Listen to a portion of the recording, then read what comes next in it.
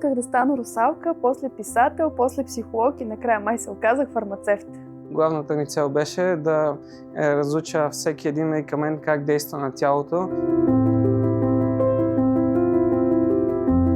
Водещото за мен, когато избирах място за преддипломния си стаж, беше сигурността и това да намеря екип, който ще ме приеме и ще се чувствам добре на мястото. Хора, от които ще мога да се уча и които ще ме мотивират да се развивам. Като част от екипа се чувствам много добре приета. Предлагат доста добри условия относно това, че се съобразяват с студентите.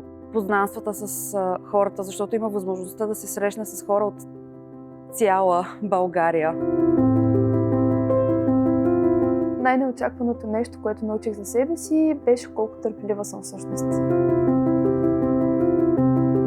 Грижата за фармацевта за мен се измерва в усмивки. В това да помагаш на хората, да виждаш усмивката им, когато си им помогнал. Винаги би могло да има разлика между това, което си представил и това, което е в действителност, но определено моите представи, които имах, се припокриха. Нещо, което ме накара да се усмихна още в първия ден, беше топлото посрещане от колегите. Бабите и дядовците, които ти побутват бомбонче. Позитивния екип и колегите.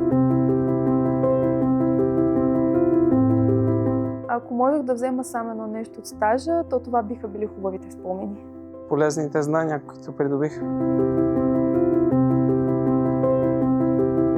Дързай и това, че веднъж си паднал, не означава, че не трябва да се изправиш и да продължиш напред.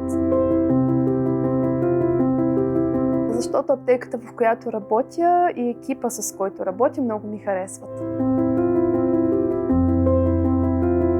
Екипност. Грижа. Едно голямо семейство.